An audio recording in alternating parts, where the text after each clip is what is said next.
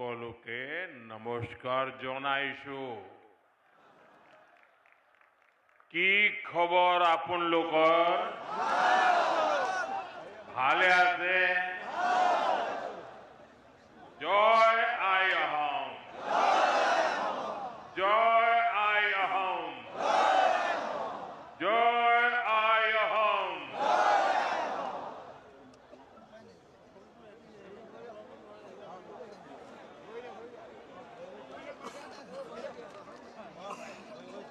मैं असम भारतीय जनता पार्टी के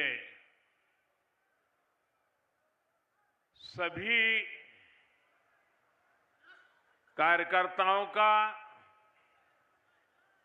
हृदय से बहुत बहुत अभिवादन करता हूं, अभिनंदन करता हूं।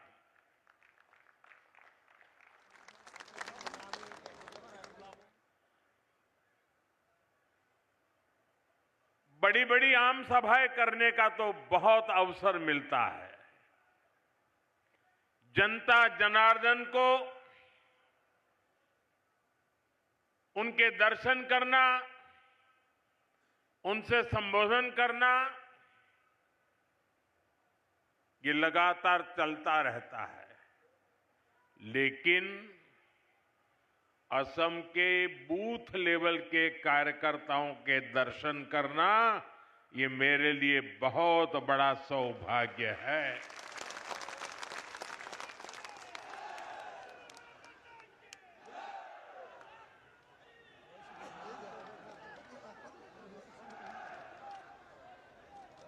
आज भारतीय जनता पार्टी जहां पहुंची है, उसका श्रेय, उसकी क्रेडिट अगर किसी को मिलती है तो वो सिर्फ और सिर्फ भाजपा के कार्यकर्ताओं को मिलती है।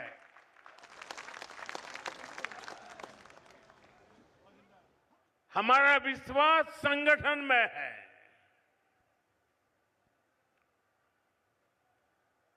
हम राष्ट्र जीवन में परिवर्तन का आधार संगठन की शक्ति मानते हैं और इसलिए इतनी बड़ी तादाद में जमीन की जड़ों से जुड़े हुए कार्यकर्ताओं का दर्शन करना ये अपने आप में बहुत बड़ा सौभाग्य है। साथियों, हम लोग एक ही मंत्र को लेकर के जिए हैं। हम लोग एक ही मंत्र को साकार करने के लिए अपने आप को खपा रहे हैं और वो मंत्र है भारत माता की जय। दोनों मुट्ठी बंद करके पूरी ताकत से मेरे साथ बोलिए, भारत माता की, भारत माता की, भारत माता की, वंदे वंदे वंदे। यहां इस विशाल कार्यकर्ता सम्मेलन में आए हुए भाजपा के हर एक कार्यकर्ता का मैं हृदय से स्वागत करता हूं, अभिनंदन करता हूं। भाजपा में रहते हुए आपने मां भारती की सेवा को, जनता की सेवा को अपना धर्म बनाया है। आप सभी भाजपा कार्यकर्ता ही भाजपा की प्राणवायु है, ऑक्सीजन है। भाजपा का कार्यकर्ता परिश्रम की पराकाष्ठा करता है और उसके कारण भारतीय जनता पार्टी आगे बढ़ती है। साथियों, मैं गर्व से कहता हूं, अगर मेरा सबसे बड़ा कोई क्वालिफिकेशन है, मेरी सबसे बड़ी गौरवपूर्ण मेरे जीवन की बात है, तो वो यही है कि नरेंद्र मोदी भाजपा का कार्यकर्ता है और एक भाजपा कार्यकर्ता के तौर पर मैं असम के अपने सभी कार्यकर्ता और भाई बहनों को, संगठन की शक्ति को सर झुका करके नमन करता हूं। साथियों, मैं मां आदि शक्ति, मां कामाख्या को भी कोटि कोटि प्रणाम करता हूं। मां कामाख्या की असम पर, असम वासियों पर, देश पर, देशवासियों पर बहुत कृपा रही है। उनके आशीर्वाद से असम ने राष्ट्र रक्षा और देश की स्वतंत्रता, देश की संस्कृति को आगे बढ़ाने वाली अनेक संतानें दी हैं। ऐसी ही एक महान संतान कविंद्र पुरकायस्थ जी को मैं आज प्रणाम करता हूं। उन्होंने अपना पूरा जीवन असम और समाज की सेवा के लिए समर्पित किया। इसी योगदान को नमन करते हुए बीजेपी एनडीए सरकार को उन्हें पद्म पुरस्कार से सम्मानित करने का सौभाग्य मिला है। वर्ष 2014 के बाद नॉर्थ ईस्ट के 125 से अधिक महान व्यक्तित्वों को पद्म पुरस्कार मिले हैं। 125 से अधिक। ये दिखाता है कि असम की धरती का,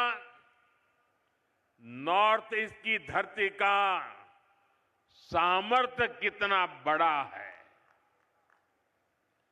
नॉर्थ ईस्ट का यही सामर्थ्य अब विकसित भारत का बहुत बड़ा आधार है। साथियों, कुछ दिन पहले ही देश का बजट आया है। बजट के बाद असम का, नॉर्थ ईस्ट का मेरा ये पहला दौरा है।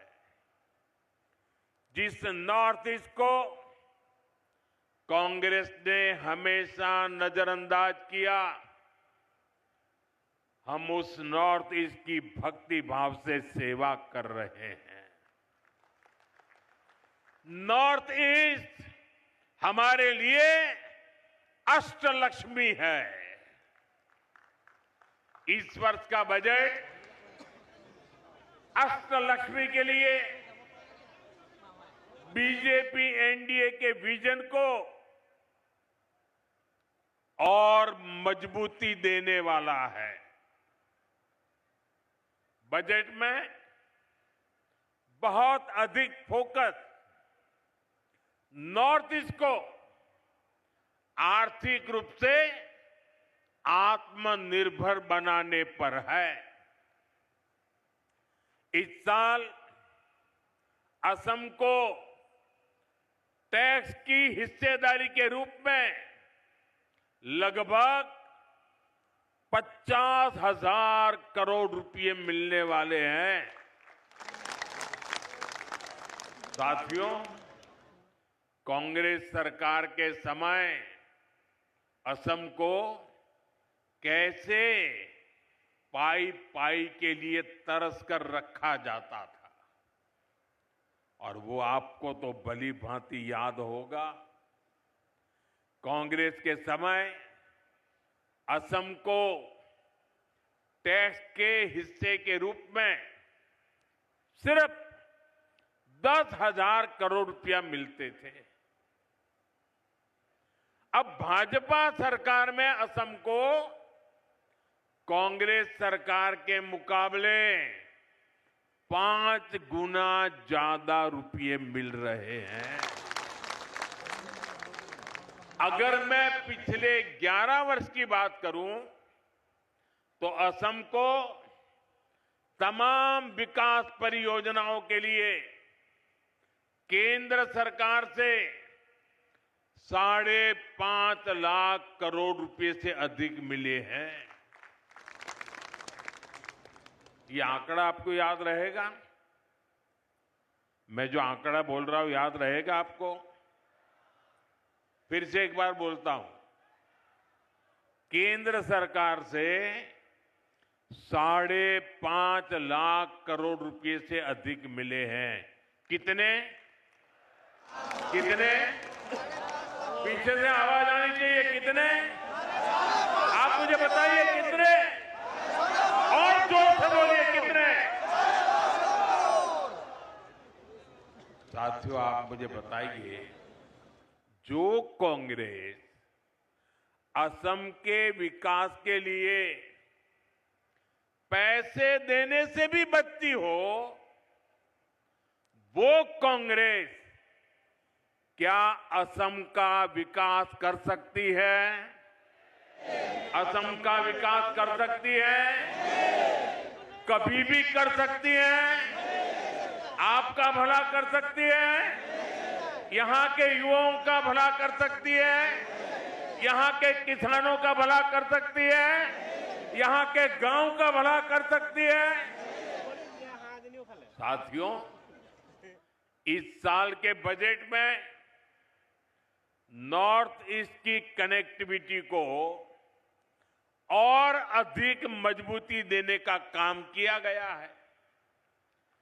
कनेक्टिविटी बढ़ती है तो रोजगार के अवसर भी बढ़ते हैं। इसलिए असम में हाईवे और अन्य रोड प्रोजेक्ट के लिए करीब हजारों करोड़ रुपए देना तय हुआ है। बजट में जो घोषणा हुई है उससे असम में टूरिज्म का भी विस्तार होगा। अभी आपने देखा होगा, परीक्षा पे चर्चा का कार्यक्रम गुवाहाटी में हुआ था।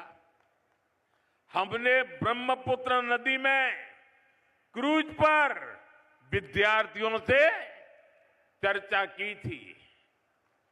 आने वाले समय में ब्रह्मपुत्र पर ऐसे ही रिवर टूरिज्म को और बढ़ाया जाएगा।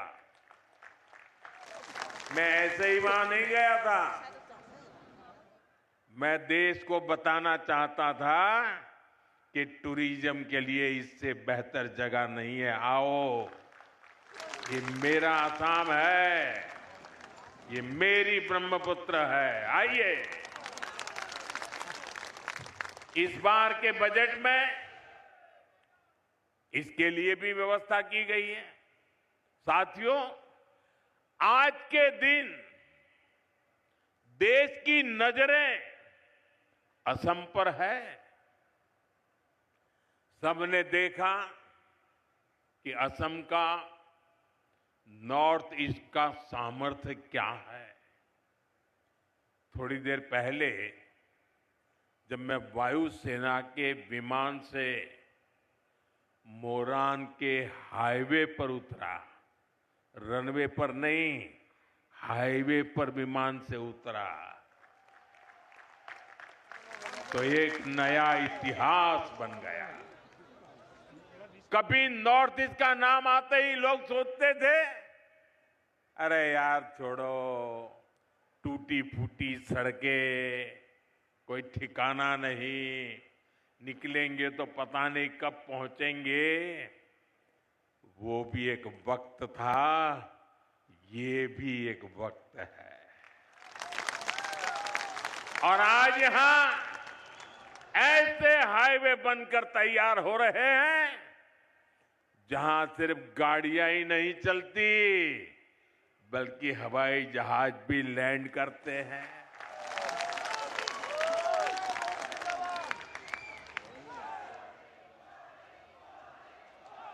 साथियों, आप मुझे बता दीजिए, आपके हाईवे पर विमान लैंड हो, ये आपको गर्व हुआ कि नहीं हुआ? गर्व हुआ कि नहीं हुआ? तो जरा अपना मोबाइल निकालिए और फ्लैश लाइट कीजिए। आपको गर्व हुआ है ना? मोबाइल फोन निकालिए और फ्लैश लाइट कीजिए सबके साथ, दूर दूर तक। ये गर्व की पल है। ये असम का बदलता हुआ मिजाज है। हाथ बराबर ऊपर करके दिखाइए।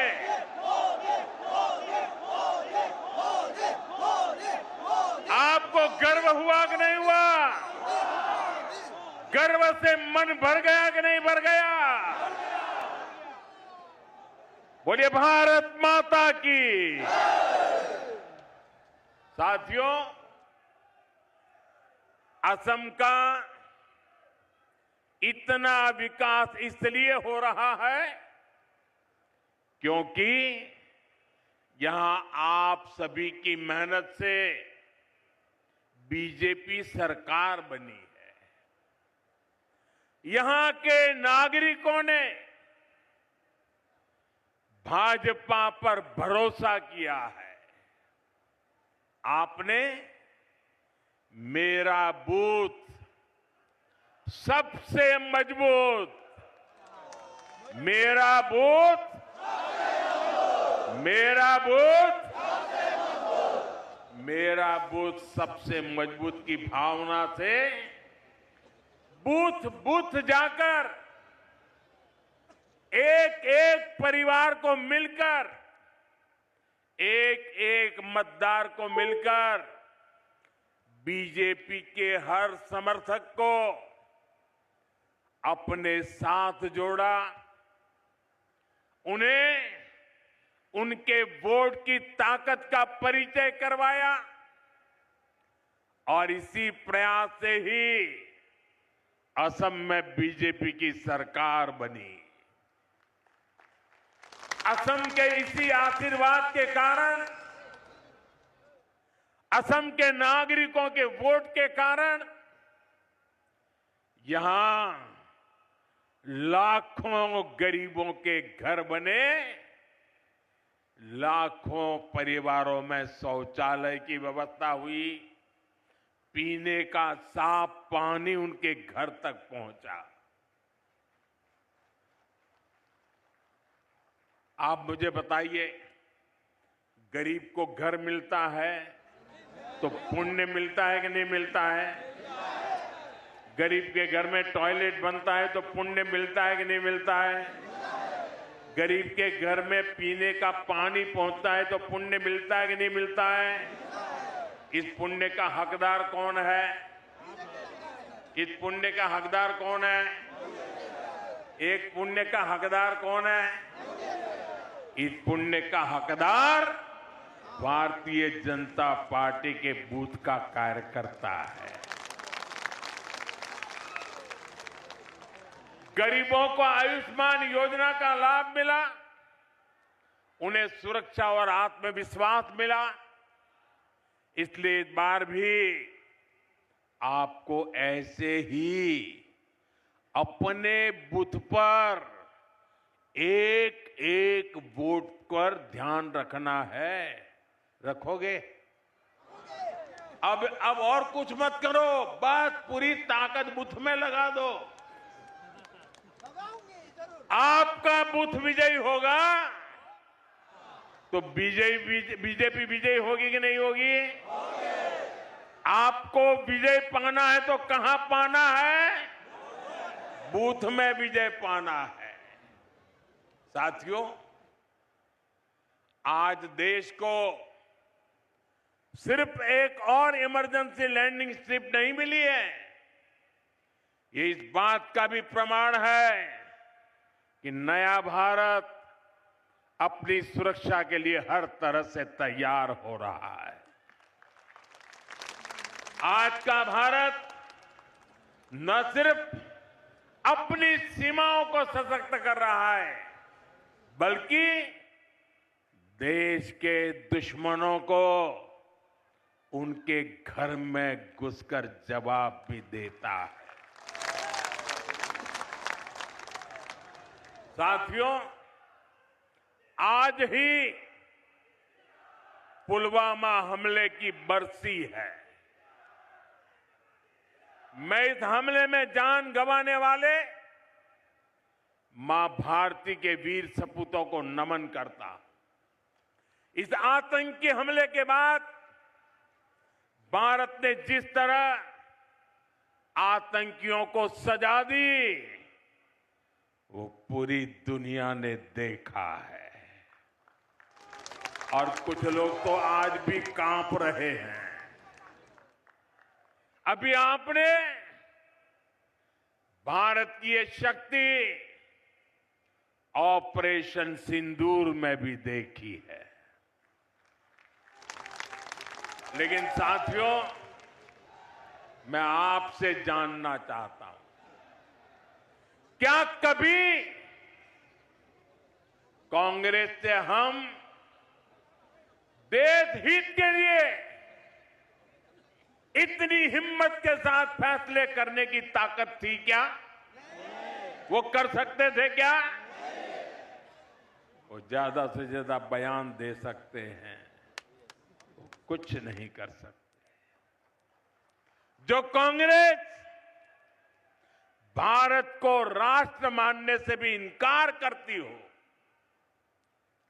जो सवाल करते हैं कि मां भारती क्या होती है, जो मां भारती के नाम तक से परहेज करती हो, जो मां भारती के प्रति जरा सा सम्मान तक नहीं दिखाते, वो कांग्रेस कभी भारत का भला नहीं कर सकती।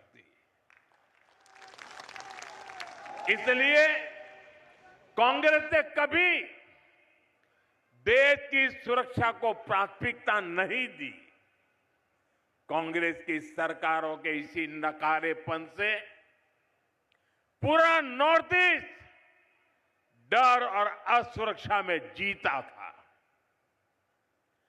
कांग्रेस ने हमेशा देश को खतरे में डाल के रखा। कांग्रेस के समय में जब भी सेना के लिए हथियार खरीदे गए, उसका मतलब होता था हजारों करोड़ का घोटाला। साथियों, आज देश अपनी सेनाओं को मजबूत कर रहा है। भारत अपनी सीमाओं पर शानदार हाईवे, शानदार टनल्स, ऊंचे ऊंचे ब्रिज, आधुनिक एयरफील्ड, ये सब बना रहा है, देश की सुरक्षा बढ़ा रहा है। और इसलिए कांग्रेस बौखलाई हुई है। उनको यही हो रहा है कि मोदी सब कैसे कर लेता है।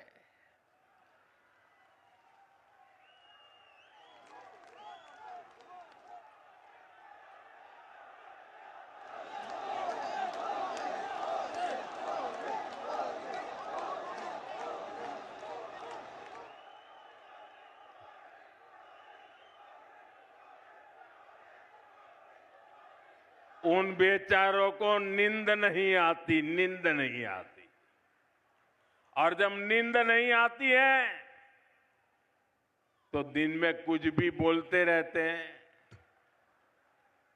साथियों, आज की कांग्रेस हर उस विचार, हर उस आतंकी को कंधे पर बिठाती है जो देश का बुरा सोचता है, जो लोग देश के टुकड़े टुकड़े करने का सपना देखते हैं, जो लोग नॉर्थ ईस्ट को भारत से अलग करने के नारे लगाते हैं, वो कांग्रेस के लिए पूजनीय बन चुके हैं।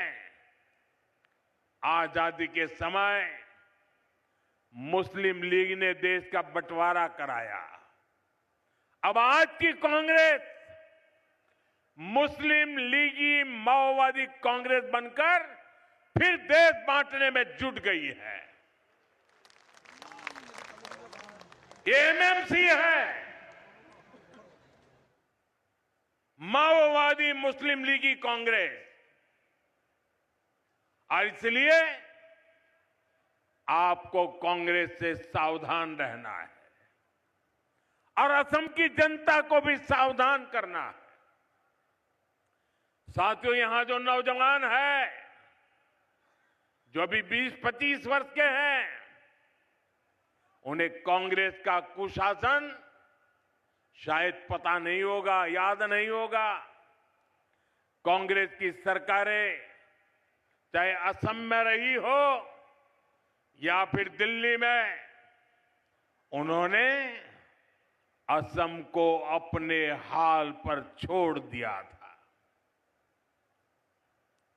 आज जब मैं यहां ब्रह्मपुत्र के तट पर खड़ा हूं तो इस महान नदी का ही उदाहरण देता हूं।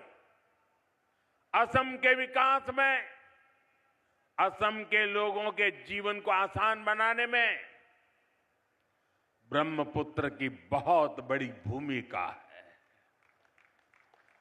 लेकिन कांग्रेस के 70 साल के शासन में ब्रह्मपुत्र को पार करना हमेशा बड़ी चुनौती रहा। आजादी के बाद से लेकर 2014 तक, और उनके तो प्रधानमंत्री यहां से चुन करके गए थे, यानी लगभग 7 दशक में कांग्रेस सरकारों ने ब्रह्मपुत्र पर सिर्फ 3 पुल बनवाए थे। इतने दशकों में कितने पुल? कितने? आप कल्पना कर सकते हैं कि इतनी विशाल नदी और असम की इतनी बड़ी जनसंख्या को जीवन देने वाली नदी पर सिर्फ 3 पुल बने थे। क्या ऐसी हालत में असम तेज विकास संभव था क्या? तेज विकास संभव था क्या? मेरे कार्यकर्ता साथियों, 2014 में आपकी मेहनत का परिणाम था कि मुझे भारत सरकार में देश की सेवा का अवसर मिला। और उसके बाद 2-3 साल बाद आप सभी भाजपा कार्यकर्ताओं ने यहां डबल इंजन सरकार बनाई और इसका नतीजा क्या हुआ? बीते 10-11 वर्षों में बीजेपी एनडीए सरकार ने ब्रह्मपुत्र नदी पर 5 बड़े पुल पूरे किए हैं। ये आंकड़े याद रहेंगे ना? कांग्रेस की 70 साल की सत्ता में सिर्फ 3 पुल बने थे, लेकिन हमने सिर्फ 10 वर्षों में 5 पुल बनाए हैं। यानी कांग्रेस ने असम को सिर्फ समस्याएं दी, जबकि बीजेपी ने असम को समाधान दिए हैं।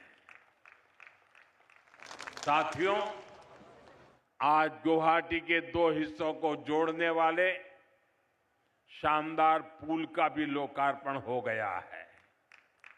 इस सेतु का नाम प्राचीन कामरूप के महाप्रतापी सम्राट कुमार भास्कर वर्मन जी के नाम पर रखा गया है। ये लोग होते तो अपने परिवार पर ही नाम चढ़ा देते। यानी ये भास्कर सेतु असम के आधुनिक इंफ्रास्ट्रक्चर और असम के समृद्ध इतिहास का संगम है। ये इस बात का प्रमाण है कि बीजेपी तेज विकास करती है और विरासत को भी आगे बढ़ाती है। साथियों, इस नए सेतु के बनने से गुवाहाटी देश का एक बड़ा ग्रोथ सेंटर बनने की दिशा में आगे बढ़ेगा। 6 लेन के इस ब्रिज से नौजवान हो या बुजुर्ग, किसान हो या उद्यमी, सबको फायदा होगा। और मैं आपको एक और बात बता दूं, यहां अभी ऐसे कई सारे पुलों पर काम चल रहा है। जब ये सभी तैयार हो जाएंगे तो असम और नॉर्थ ईस्ट के विकास को बहुत तेज गति मिलने वाली है। भाइयों और बहनों, कांग्रेस के दशकों के कुशासन की सबसे बड़ी वजह रही है कांग्रेस की तुष्टीकरण की राजनीति, वोट बैंक पॉलिटिक्स। कांग्रेस ने असम को हमेशा वोट के चस्पे से ही देखा। कांग्रेस ने हर वो काम किया जिससे तुष्टीकरण को बढ़ावा मिले और हर वो काम रोका जिससे असम का विकास हो। कांग्रेस के समय केंद्र सरकार की योजनाओं को असम तक पहुंचने में भी बरसों लग जाते थे। लेकिन साथियों, बीजेपी ने असम के विकास को, नॉर्थ ईस्ट के विकास को हमेशा प्राथमिकता दी है।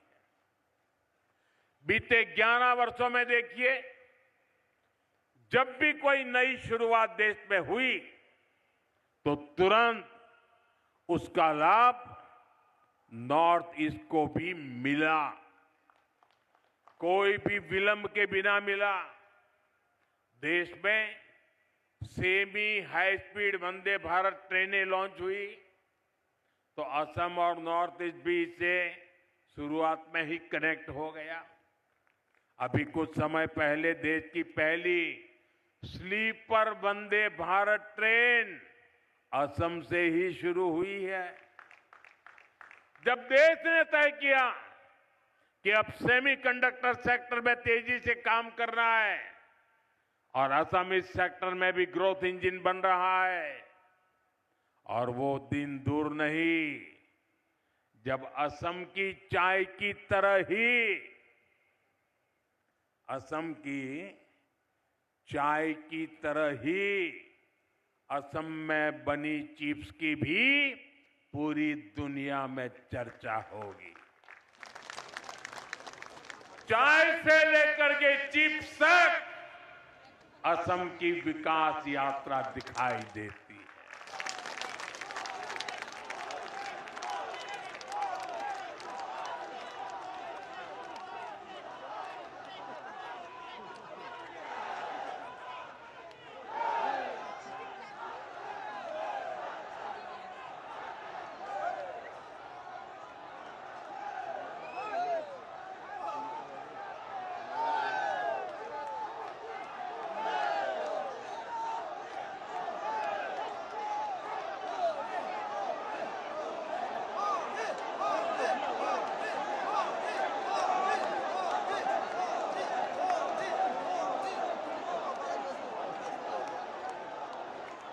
साथियों, असम का ये प्यार मैं कैसे भूल सकता हूं।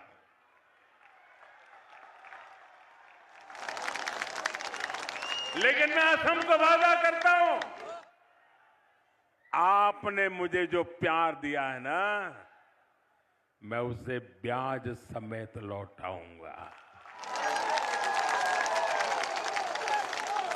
और विकास करके लौटाऊंगा।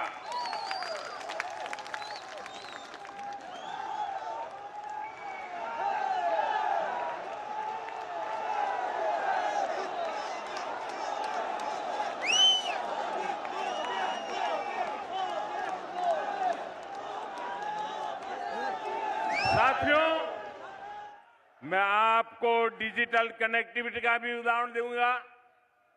आप देखिए, कांग्रेस के समय में 3G और 4G टेक्नोलॉजी आई, ये 2G के घोटाले भी आए, लेकिन नॉर्थ ईस्ट तक, असम तक उसे तेजी से पहुंचाने के लिए कांग्रेस ने मेहनत ही नहीं की। और जब भाजपा सरकार में 5G टेक्नोलॉजी आई तो हमने क्या किया? हमने इस टेक्नोलॉजी को पूरे असम में, पूरे नॉर्थ ईस्ट में गांव-गांव तक पहुंचाने के लिए काम किया। इस सैचुरेशन अप्रोच के कारण आज गुवाहाटी के युवाओं को हाई स्पीड इंटरनेट का लाभ मिल रहा है।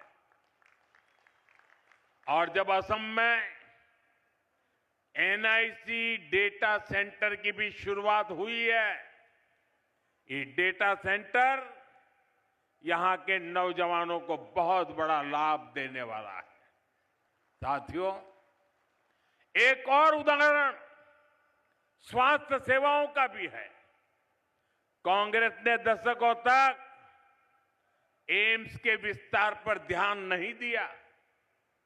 जब अटल जी की सरकार बनी तो एम्स की संख्या बढ़ाई गई।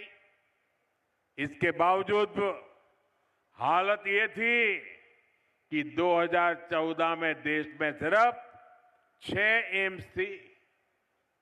आपने 2014 में मोदी को देश की सेवा का अवसर दिया और आज देश में एम्स की संख्या बढ़कर 20 से ज्यादा हो चुकी है।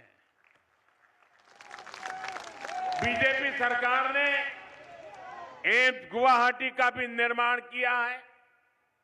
इसके अलावा असम में कई मेडिकल कॉलेज और कैंसर हॉस्पिटल भी खोले गए हैं और कल ही हमने PM राहत स्कीम को भी मंजूरी दी है। देश के किसी भी हिस्से में अगर कोई भी व्यक्ति किसी दुर्घटना में घायल होता है तो केंद्र की सरकार की ओर से उसका 1.5 लाख रुपए तक का इलाज मुफ्त में कराया जाएगा। एक्सीडेंट के बाद तुरंत मदद मिलने से जान बच जाती है। साथियों, यहां आए भाजपा कार्यकर्ताओं में बड़ी संख्या में मेरे युवा बेटे बेटियां की है। आप याद रखिए, देश में जब मैनेजमेंट और उच्च शिक्षा की बात होती थी तो असम और नॉर्थ ईस्ट के युवाओं के पास सिर्फ पलायन का ही विकल्प होता था। लेकिन आज देखिए, IIM पालसबारी का नया कैंपस शुरू हो चुका है। IIT गुवाहाटी का भी आधुनिकीकरण हो रहा है। इसके अलावा असम में IRI, इसकी भी स्थापना की गई है। ये संस्थान असम में नई टेक्नोलॉजी लीडर्स को तैयार करेंगे। साथियों, आज केंद्र की बीजेपी NDA सरकार देश के छोटे छोटे शहरों में इलेक्ट्रिक बसों का जाल बिछा रही है। आज ही मुझे गुवाहाटी में 100 इलेक्ट्रिक बसों को हरी झंडी दिखाने का अवसर मिला। इस वर्ष के बजट में भी पूर्वोदय स्कीम के तहत 4000 इलेक्ट्रिक बसों की घोषणा की गई है। इससे आने वाले समय में बहुत बड़ी संख्या में असम को भी इलेक्ट्रिक बसें मिलने वाली है। साथियों, कांग्रेस ने असम के साथ एक और बहुत बड़ा अन्याय किया है। कांग्रेस ने असम को अशांत रखा, हिंसा और अलगाव में रखा। आजादी के बाद से ही असम बम बंदूक, बंद ब्लॉकेड और कर्फ्यू की चपेट में रहा और इसकी गुनहगार कांग्रेस ही थी। मुझे याद है, मैं जब यहां संगठन का काम करता था तो मैं वापस जाने का भी कार्यक्रम बना के आता था, लेकिन यहां मैं कार्यक्रम नहीं कर पाता था। क्यों? कहीं ब्लॉकेड है, कहीं जा नहीं सकते, रास्ते बंद है। तो मुझे कभी कभी तो 3 दिन के लिए आया था, 7 दिन तक वापस नहीं जा पाता था, काम ही नहीं कर पाता था। यह हालत करके रखी थी। लेकिन साथियों, भाजपा एनडीए सरकार असम में शांति, बहाली और तेज विकास का संकल्प लेकर चल रही है। इसलिए जो असम कभी बम धमाकों से गूंजता था, उसी असम में अब शांति की स्थापना हो रही है। जिस असम में हर साल औसतन 1000 से ज्यादा लोग हिंसा में मारे जाते थे, आज वहां हिंसा की घटनाएं बंद हो रही है। पहली बार असम में बोडो, कार्बी, आदिवासी, डीएनएलए, उल्फा ऐसे हर संगठन से जुड़े साथियों ने बंदूक छोड़कर देश के संविधान का रास्ता चुना है, शांति और विकास की राह पकड़ी है। लेकिन मेरे कार्यकर्ता साथियों, आपको भूलना नहीं है, 10 वर्ष सत्ता से बाहर रहने की वजह से कांग्रेस और ज्यादा जहरीली हो गई है। उनके टॉप लीडर से नीचे तक उनके जुबान से जहर ही निकलता है। कांग्रेस असम को फिर से अशांति और अराजकता में झोंकना चाहती है। कांग्रेस असम को घुसपैठियों के हवाले करना चाहती है। आप इनके दिल्ली के नेताओं को देखिए, यहां जो इनके नेता हैं उनको देखिए, ये सब घुसपैठियों को बचाने में ही लगे हुए हैं। कांग्रेस असम की असल पहचान को मिटाना चाहती है। साथियों, आने वाले 5 साल असम के लिए बहुत महत्वपूर्ण है। इस दौरान ऐसे अनेक प्रोजेक्ट पूरे होने वाले हैं जो असम की ग्रोथ को नए पंख लगाएंगे और इसलिए यहां डबल इंजन की बीजेपी सरकार फिर एक बार बहुत जरूरी है। इसलिए बीजेपी के हर कार्यकर्ता को याद रखना है, असम के तेज विकास के लिए आपको एक बार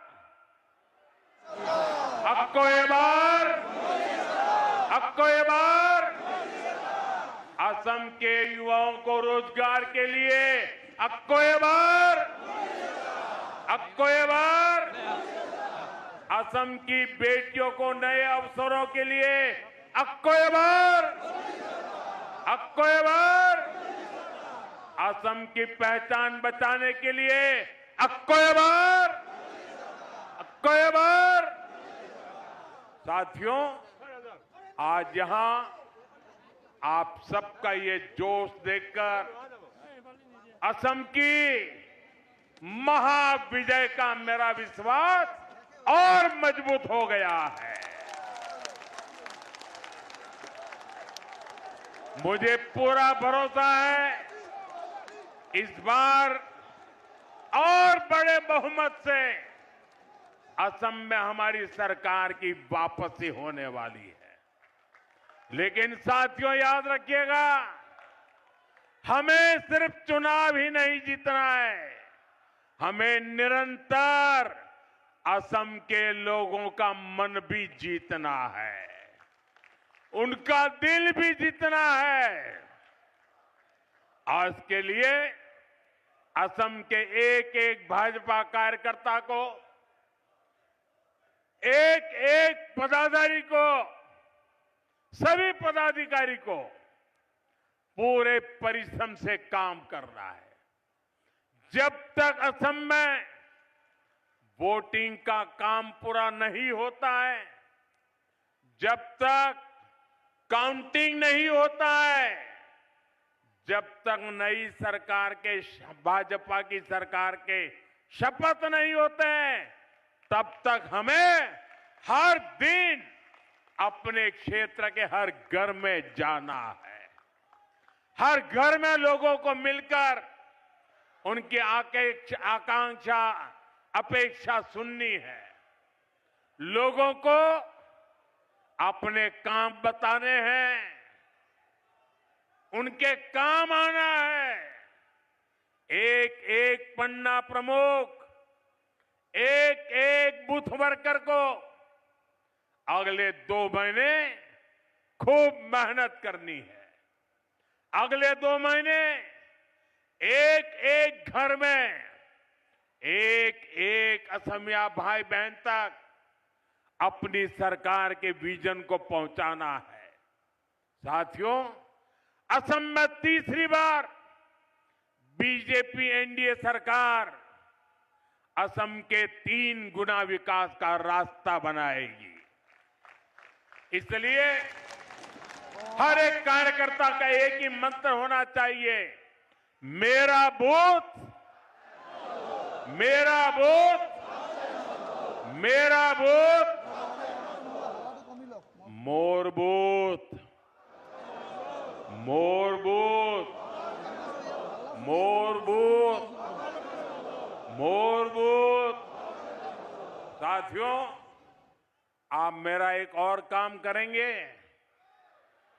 पक्का करेंगे, ये सारी बातें याद रखेंगे, पूरी तरह लागू करेंगे, एक एक मतदाता तक पहुंचेंगे और उनको बताना, मोदी जी आपके लिए ही जी रहे हैं।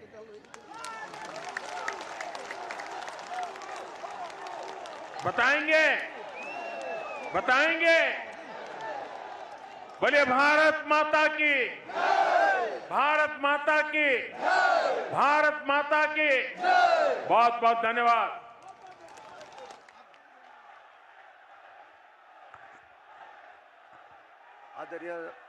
आदरणीय मोदी जी को बहुत बहुत धन्यवाद, प्रधानमंत्री जी को बहुत बहुत धन्यवाद। हम सब एक साथ भारत माता की, भारत माता की, भारत माता की। मोदी मोदी मोदी मोदी मोदी।